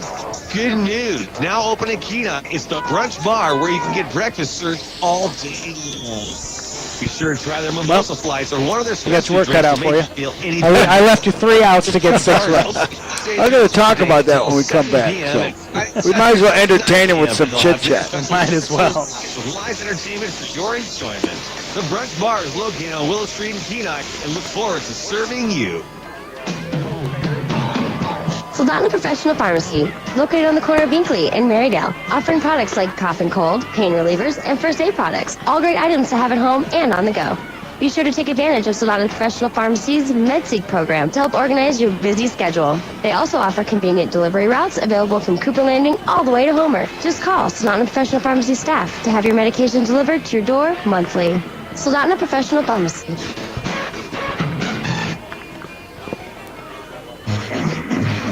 We're back in the 7th inning. The Miners have 6 runs, 5 hits, 1 error, and they have stranded 4. The Oilers, no runs, just 2 hits, 1 error, and we've left 4 men on base. The pitcher for the Oilers, Connor Thornberry, got through that last inning pretty easily, 3 up and 3 down. Now, Nick, we're going to talk about 6-run deficits, and I'm not kidding you. Dan Gensel and I began a team in 2004, and it was either 2004 or 2005. We were down 6-0 with 2 outs in the 9th, and we tied the score. We're going absolutely nowhere. And the panic that fell into that team, I don't think it was an ABL team. Here's the first pitch, and it's outside for ball 1. And we had the winning run on base, failed to bring it in, and lost in extra innings. Oh, my goodness. And the batter is Cooper Vest. The next pitch to him is inside, and it's ball 2. Vest is 1 for 3. He struck out in the first, singled and scored a run in the 4th, came home on a wild pitch and popped to the shortstop in the 5th, and now he gets ball 3 very high.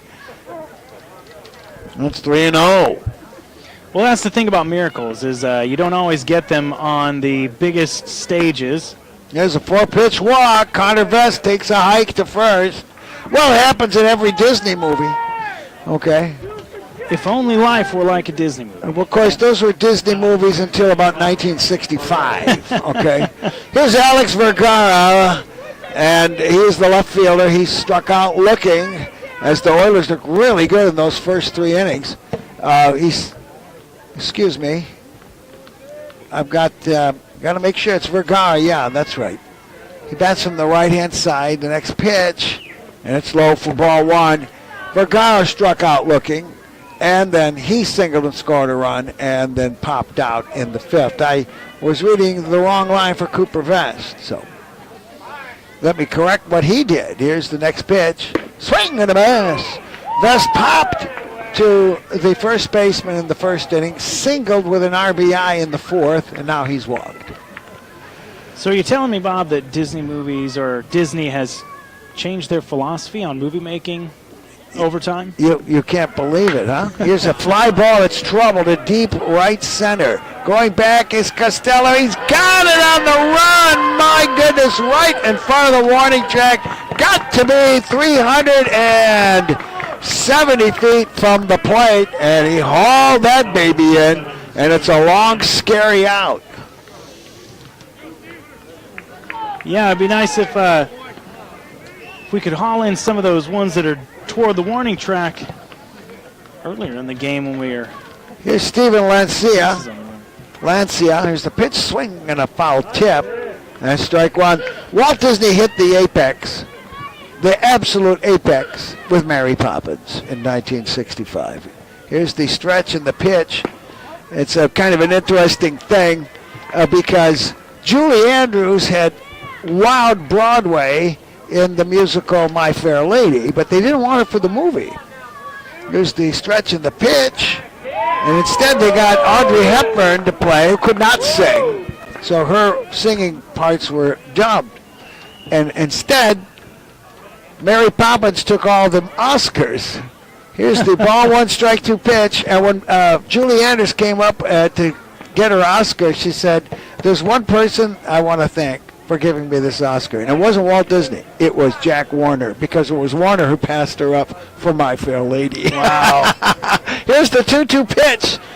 Strike 3 called. The strike zone gets big when there is a 6-run lead, believe me. And it's late inning, okay? That's going to bring up Maddox Haley. He grounded to second, safe on an error, scored a run in the 4th, and flied out to left in the 6th inning. Maddox Haley playing on the DH spot today. That's from the right-hand side. Here's the stretch and the pitch. Did you see? Here's a pop-up. Should be easy for Grimm, and he's got it. And that will retire the side. We'll talk about Angels in the outfield when we come back. This is the end of the top of the 7th as the Miners, no runs, no hits, no errors. There was a man left, and yeah, there was one man left. All right, we'll go to the 7th as the Oilers only need 6 runs. This is Oilers baseball on the ESPN Radio Network. It's only 6 runs. Yeah, right. Right now at Sweeney's in Saldana, Mike is having a huge footwear sale. Large selection of boots and shoes right now are 50% off. Catch it. At the time, New pitcher. Get an additional 20% off that. That's right. Is it? You heard me correct. Oh, yeah, number 2. Number 2. All right. Now 60 to 70% off. Get footwear for men, women, and children right now at Sweeney's in Saldana.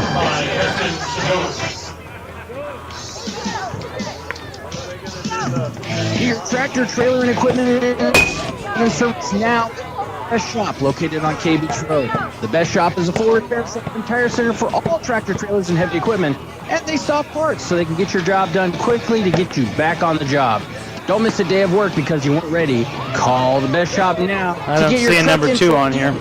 Am I misreading his number? 262-8785. I see a number 5, and he's a short guy. I think take that's out 5. number 5 then, yeah.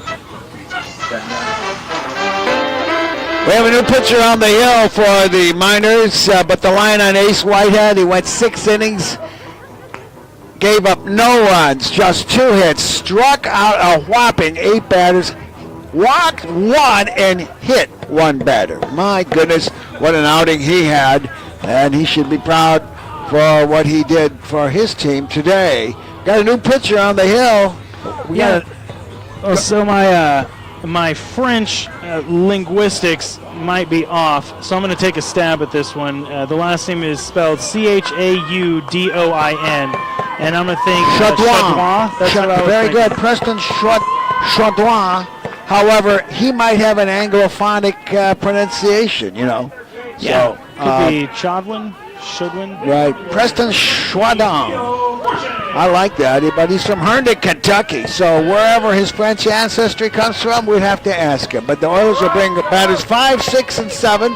And the fans want to make a little noise here. They don't care. They came to have fun on this 4th of July. The Oilers lost the first game 5-2. And they gave up all of the 6 runs in 1 inning in the 4th. Here is Theo Forche's first pitch, and it's a strike on the outside corner. Chaudouin, if he had heritage from anywhere, he's from Kentucky, he probably migrated north, right? Here's the pitch. Man, these days you can't guess. I mean, you can guess all you want, but there's the historic migrations and so forth, long lost. I mean, it could be French-Canadian, all right? They love baseball in France, in Canada, and that's low. And the count is 2-1 to the left-handed hitting Theo Forche playing third base. He is grounded to second and walked. Here's the pitch. It's low. And he's got a 3-1 count.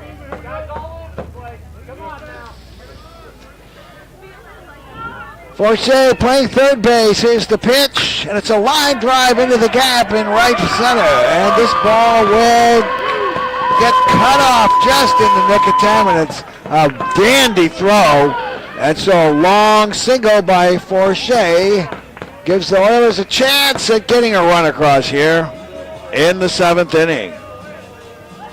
That is the first time since Owen McElpatrick leading off the game that the Oilers have put the leadoff runner on. Third hit for the Oilers. And here comes Josiah Chavez. He has grounded to first and struck out. Let's see if it goes to a full count here. Here's the pitch. And it's outside for ball 1. I'd like to see him turn the screws on this. Put one deep into the right field corner. Here's the 1-0 high, ball 2. It's amazing how some guys can work counts. Ball 2, no strikes. Here's the pitch. There's a strike at the knees on the outside corner. There was a guy by the name of Joe Cunningham in the 60s, and he was a left-handed batter, but he angled his feet towards left, and that really messed up pitchers, and he often led the league in walks. Swing and a miss, and it's 2-2. That was unusual for the time. It is not unusual anymore. No, you have a whole host of approaches from pitchers nowadays. Ball 2, strike 2. Here's the stretch, and the pitch to Chavez. Strike 3 call.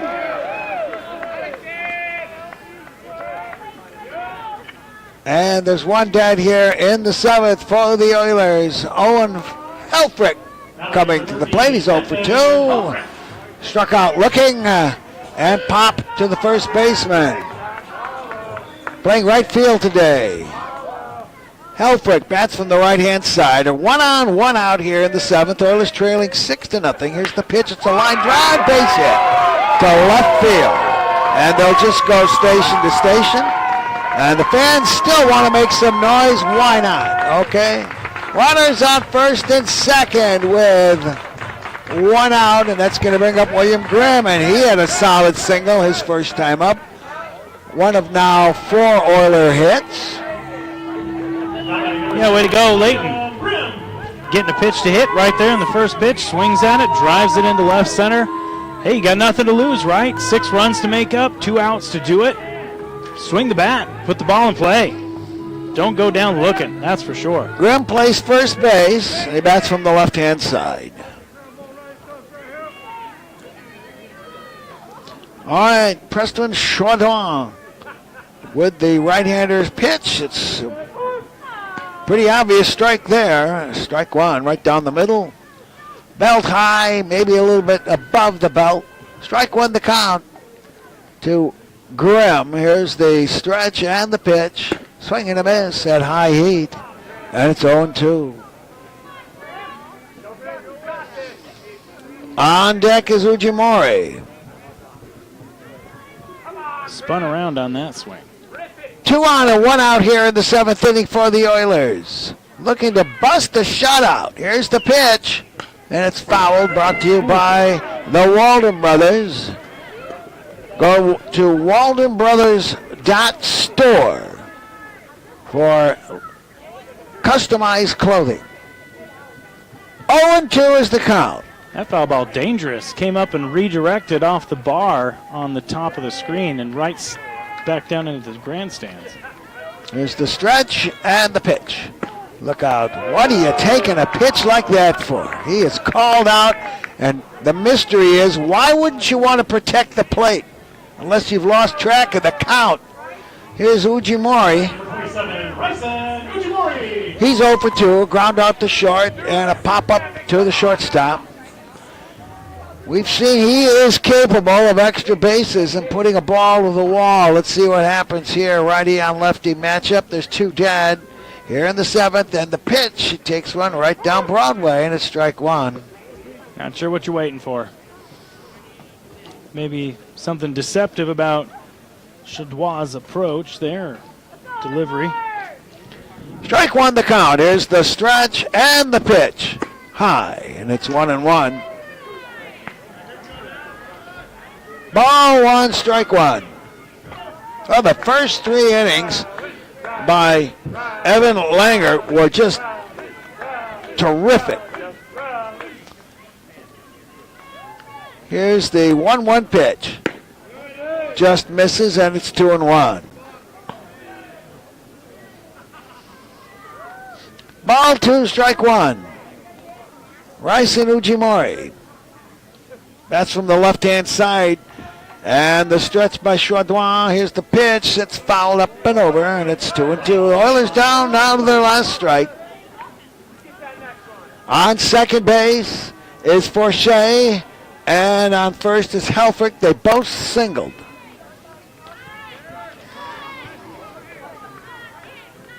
Ball 2, strike 2. There's the stretch and the pitch. Man, I can't believe he didn't get rung up there, and it's a full count to Ujimori. I can't believe he wouldn't have fouled it off. Full count now, the runners will be going. I feel like 9 out of 10 home plate umpires with a 6-run game. Yeah, two outs, they'd have rung that one up. Here's the full count pitch. It's a fly ball left field. Going to be easy for Vergara, and that ends the game here for the Oilers on an F8 in the 7th. In the inning, no runs but 2 hits. There were no errors. There were 2 men left. And that is the final score with the Mat-Su Miners sweeping the doubleheader 5-2 in the first game, 6-0 in the second game. We'll be back with the post-game show brought to you by Peninsula Community Health Services, supporting your health, offering medical, dental, eye care, and behavioral health services. Online at pchsak.org or call them at 907-262-3119. That's 262-3119. We'll be back. This is Oilers Baseball on ESPN 1140. Where's Dr. Cross, the eye doctor? Did you move out of state? Did you retire? No, I'm still right here in Stockton at UC Eye Care Clinic at 230 East Riverdale Ave. I'm still providing the most personalized, highest quality eye care that you've come to expect from me, but in an updated and advanced location. 3D image of the back of the eye is included in every full eye exam. Details will knock your socks off. We take almost every insurance, including USP. So if you've been looking for me, you need to come in and have an eye exam. Now get the real scoop. Call 907-262-3119. That's Thursday's weather. That's the percentage of. Punctures at Beeman. Talking with Steve. Just looks like we might get ourselves a But look at this. Matt, it is. We're well stocked with bikes. This might indicate a break in the pattern. Bikes, mountain bikes, all sorts of bikes. We offer repair bikes, and we have lots of accessories available. We'll have longboards and skateboards. We have baseball and softball mitts and bats, and lots of disc golf upstairs. You'll find that here at Beeman's. Something nice from Iowa. Being sold on.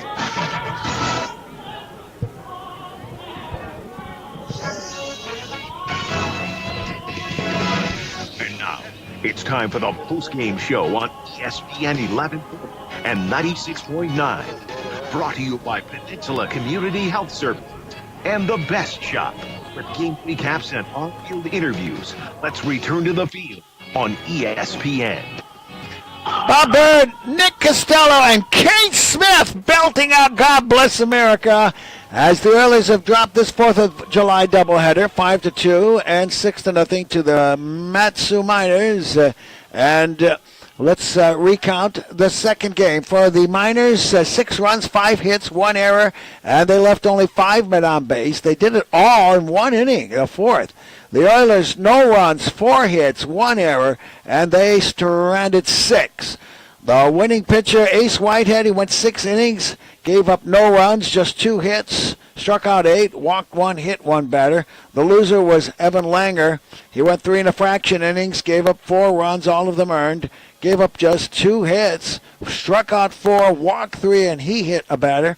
Aiden Gonzalez went on in relief, pitched 2 innings, gave up 2 runs, 3 hits, and a walk. And Connor Throneberry did very well for the Oilers in 2 innings of relief. He walked 1, and that was it. So there you go. That's the line on this second game of our doubleheader. And Nick, we'd like your impressions here. We're not going to call anybody up for an interview right now. And we certainly want to interview Groupie perhaps in our pregame show. It'll be a bit unusual. Yeah. Next time we're on the air. All right? Yeah, that sounds good. Yeah, honestly, Oilers have played good baseball a lot, with the exception of about 1 inning per loss. In each one of their losses, it seems like they have 1 inning where the wheels really come off. I know they had 2 against the Bucks. They gave up 4 in 1 inning against the Monarchs in a game they lost. They gave up 5 against the Monarchs. They gave up 6 and 3. Lots of innings where we're really letting the other team get crooked numbers. And you minimize the damage in those innings, and, this season's a different story so far. Well, I can tell you one thing. We got both these games in. That was great. And what a jam-packed stadium we had here. I can't remember the last time I've seen it this packed. It was absolutely marvelous. And, of course, the rain brought some of the people home in the second game. But the Oilers have got a loyal following, and let's just keep that up, guys. And absolutely. Yeah, you bet. All right, so let's take one final review here. Our next game will be tomorrow. We are supposed to play a game, a doubleheader tomorrow. Once again, 2 7-inning affairs at 4 o'clock and at 6 o'clock. I look at tomorrow's weather, and they're predicting a 1/4 inch of rain with a 60% chance of rain. And, well, they can be wrong. On Thursday, which is the last day the Miners should be here, a 100% chance of rain, and 3/4 of an inch or 2/3 of an inch of rain is predicted. So just exactly what will happen, I don't know. But that's our next scheduled games. Tomorrow, 4 and 6, a doubleheader, 2 7-inning affairs. All right? Well, that's once again, the final score in the first game is the Miners 5 and the Oilers 2. And in the second game, the Miners 6 and the Oilers nothing. For Caleb back at the studio, this is Bob Bird for Nick Sorrell saying thank you for letting my voice be your eyes. Good night, everybody. Okay, I'll talk to you guys tomorrow, either here in the studio or when you tell me the game. I will keep you informed as to what the decisions they make, okay? And the web at Okay, thanks. Thank you, Caleb. 2023 Peninsula Have a good night, Oilers everybody. pregame show is brought to you by Sweeney's Clothing, including a look around the league featuring scores and stats and starting lineups and pitching matches.